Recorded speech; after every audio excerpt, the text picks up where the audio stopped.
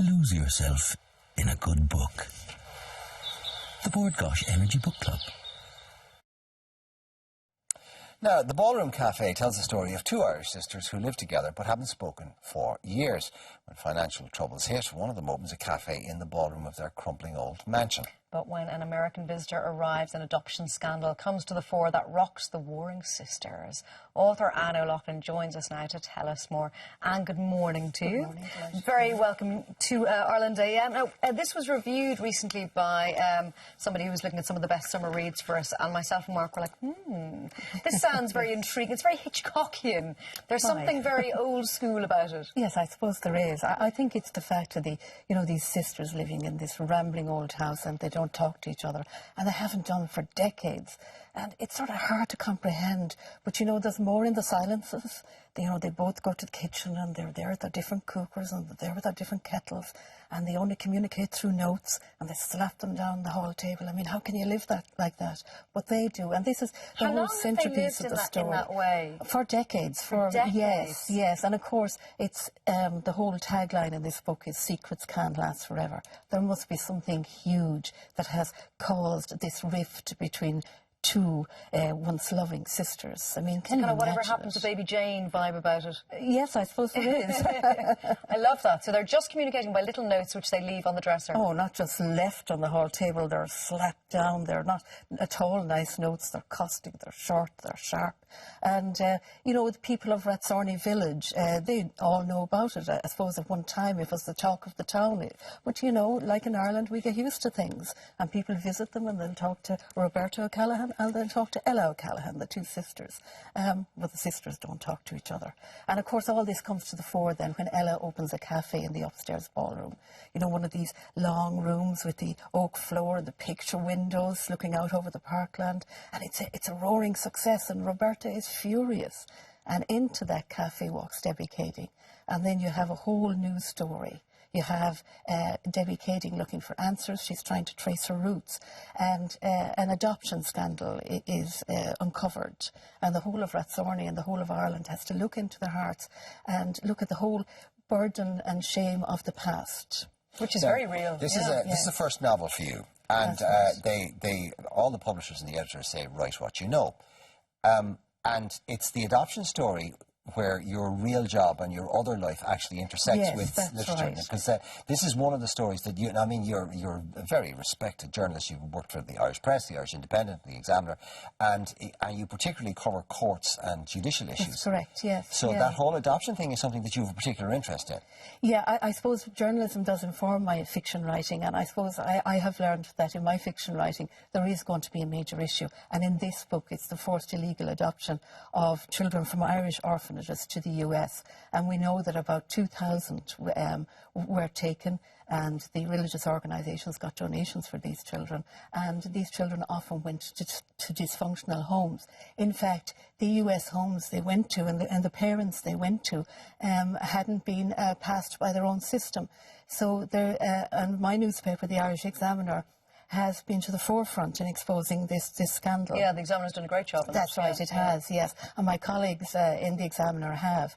Now, I work in the High Court, and I suppose everything comes to the High Court as well, and that's how I find that my journalism informs my fiction. It is. It's no harm maybe to remind people. I mean, we know awful things were done in institutions, and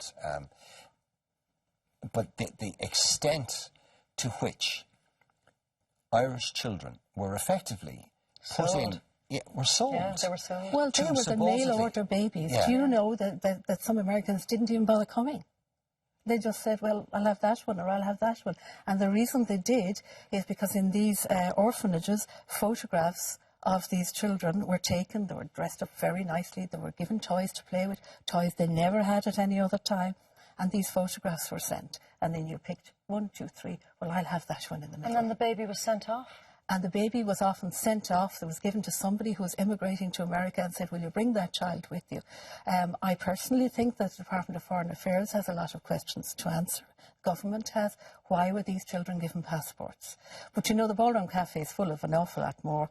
lots of twists, there's lots of turns, there's an awful lot of humour, there's fun, and there's tea. How did you find? to say that. You know the old Dorothy Parker saying that inside every journalist there is a book, and that's where it should stay. Well, we found it, didn't we?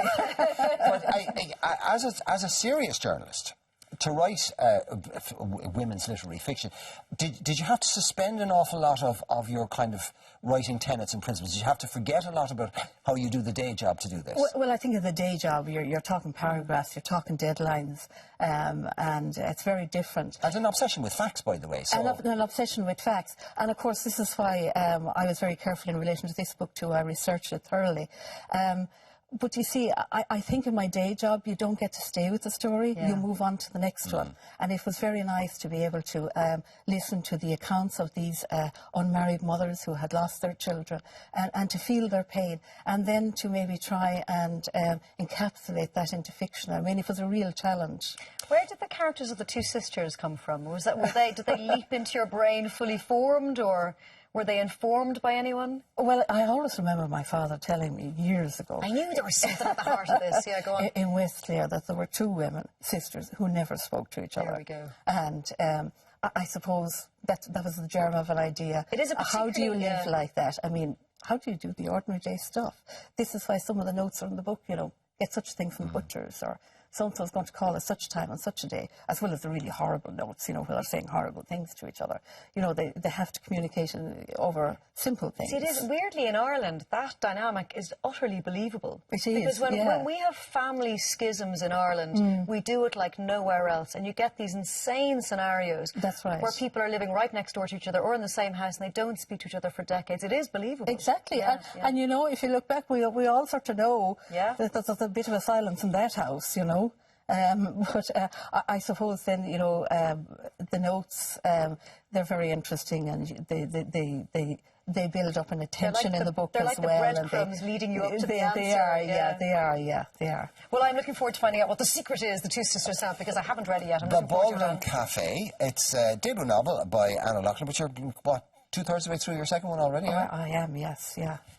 More to come. Just have to finish it. Well, congratulations on your first book, and we look forward to the second one as well. Thank you. Come back to us. All right, thank you. Right, how would you like to be in with the chance of winning a book club goodie bag and versus tablet? All you have to do is send us in your recommendations of what we should be reading this summer. You can tell us in no more than 50 words why you think we should be reading it. That's almost more difficult than writing a book, doing it in 50 words. Yeah. Alternatively, you can send us in your 50-word review of any of our book club picks this month. So The Ballroom Cafe, Whiskey Tango Foxtrot, Selfish, Shallow and Self-Absorbed, Not My Father's Son, a memoir by Alan Cumming, or the Zarnev Brothers, The Road to an American Tragedy. So pick any of those books at all, but of course The Ballroom Cafe is the one we're talking about today. You can get them into us by Friday the 26th of June to enter. You can email them to irelandaim@tv3.ie or post them to Bord Gáis Energy Book Club, TV3 Westgate, Business Park, Ballymount, Dublin 24.